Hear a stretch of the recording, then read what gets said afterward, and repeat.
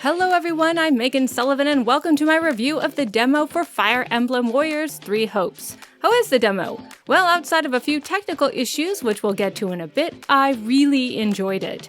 With tons of fan service, deep and varied strategy, and oodles of good old-fashioned hack and slash, this game promises to be a swoon-worthy love letter to fans of Fire Emblem 3 Houses and a fun romp for lovers of Dynasty Warriors. But before we get to the gameplay mechanics, I have to talk about the story because this is the reason to play this game if you're a Fire Emblem 3 Houses fan like me. In Fire Emblem 3 Hopes, events once again take place on the continent of Fodlan, only this time instead of playing a silent mercenary teaching students at an officer's academy in a monastery, you play as a chatty mercenary who learns alongside students at an officer's academy in a monastery. This new chatty mercenary is Shez, who after nearly getting killed in battle by our former Three Houses protagonist Byleth, aka the Ashen Demon, has been training to one day overcome their mercenary rival with the help of a mysterious new being named Arvel, who unfortunately we learn very little about in this demo, although there are some intriguing hints that possibly tie them to the ongoing hidden war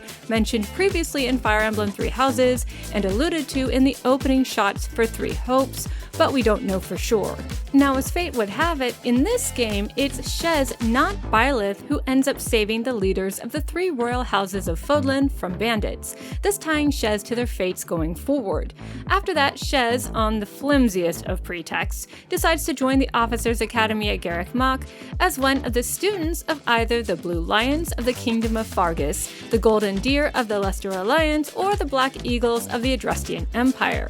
Which house they choose is up to you. From there, 3 separate stories unfold, just like in 3 Houses, and although the demo is only about 2 to 3 hours long, I'm already squealing like a fangirl over what I've seen so far. It's a wild ride, y'all. The story wastes no time revealing major plot points from 3 Houses, but then quickly veers off into an entirely different direction, showing us via a 2-year time skip what would have happened to the students at Garreg Mach had they never met Byleth.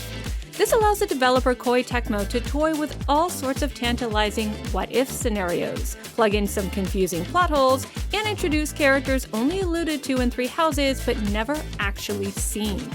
You guys, I was already thrilled to reacquaint myself with my favorite students, but I let out so many happy gasps as a parade of characters I've always wanted to meet not only showed up on the battlefield, but happily declared they would fight alongside my protagonist. What a delicious bit of fan service!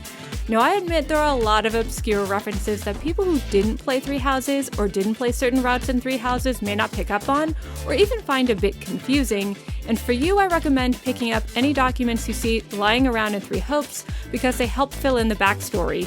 But for us hardcore fans, there are just so many great moments that had me either getting emotional or cackling with glee. I loved it! This alone is worth the price of admission. But don't worry, for those who are more into gameplay than Garreg Mach, the combat is also a major highlight.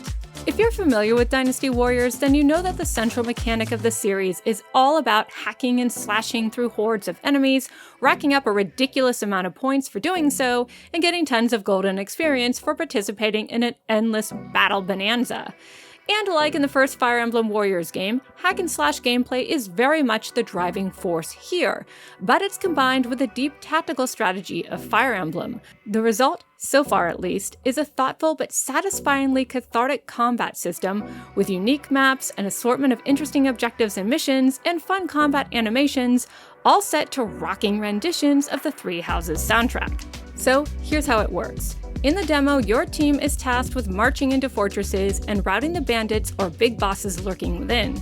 Each locale has its own objectives and missions, and once these are completed, you win the battle. These objectives include things like defeating base captains to ensure more soldiers don't take the field, capturing a stronghold, which will slowly grant HP to you and your allies, escorting an ally off the battlefield, or even side missions that give extra rewards, like stopping a thief before they run off with treasure.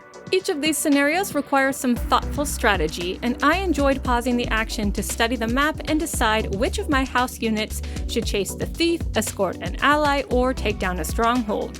Since Three Houses' unique take on the Fire Emblem weapons triangle is present here, I had to think carefully about who I sent across the map to complete objectives, since each unit has their own weapon and skills that can exploit enemy weaknesses. Now, if you enjoy being a field marshal, the good news is you can issue orders to individual units, who thanks to smart AI will quickly and efficiently complete a mission all on their own as long as your tactics are sound.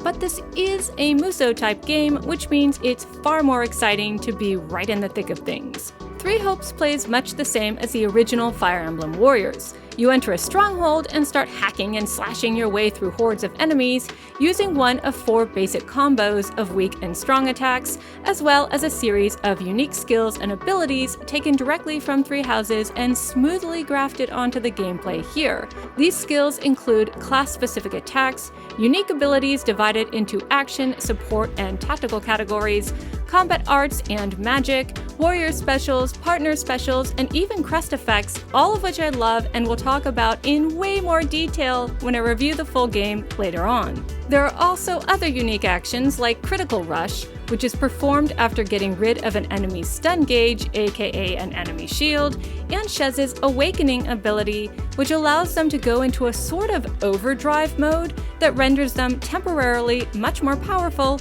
and pretty much invincible, which is super convenient in a boss fight. Juggling all of these different skills and using the D-pad to quickly switch between characters and try out their unique abilities is a ton of fun. And loot drops, treasure chests, and access to health potions ensures that even when things get tough, they don't entirely feel unfair. Although I'm happy to report that there are 3 difficulty modes to choose from, and for those who aren't keen on Fire Emblem's notorious permadeath system, yes, casual mode also returns. Did I mention this is fun? Because it's pretty fun. And hey, even the downtime between raiding fortresses is enjoyable. Instead of traveling to Garrick Mach in order to unlock new job classes and swap between them, or hit up the monastery's marketplace to buy weapons and items, you can now do all of those things at base camp, which is also where you can up your support ranks. Yes, support ranks and conversations were not neglected by Koei Tecmo, which means you can bond with your fellow students and raise their battle morale, which makes them hit harder, by making stat-boosting meals, doing camp chores, giving them presents, lending an ear, and sparring with them to up their weapon affinity and job experience. It's awesome, and I like that smart decisions on the battlefield are rewarded with rare items that permanently raise a character's stats. Oh, also, I like that if you kinda sorta accidentally neglect some of your allies because you're playing favorites, the game encourages you to use underrated units in the next battle by giving them extra experience points in a fight, although you can always just raise their level by paying for it at the training camp, ensuring no one is left behind. Or you can spend that gold improving your camp, which will give you more activity points that can then be used to do more things with your friends in order to get them battle ready. Yes, there's tons to do and lots of story to absorb, and since the demo is only 2 or 3 hours long, I was able to enjoy the different story routes in a single day, which only took me about 6 to 7 hours in total. Having said that, I didn't enjoy some of the technical issues. The combat is a little hard to see on handheld mode, even with a few adjustments, and the camera feels a little too zoomed in at times. But the biggest issue is the frame rate. Is this game not locked in at 30 frames per second? Because there were times when it felt like my characters were underwater. Koei Tecmo really needs to fix this with a patch ASAP. It's really distracting. Other than that, I don't have too much to complain about. This demo was pretty solid and a real treat to play as a huge Fire Emblem fan. So if you're a fan of Fire Emblem Three Houses, go play this demo right now. If you're not but still like Muso games, this is still worth your time. Of course, we'll see if I still feel that way when the full game comes out later this month. If you like this video, please like and subscribe, and if you do, I promise I'll try to bring you much more Fire Emblem content in the future. Thanks so much for watching, guys. See you later.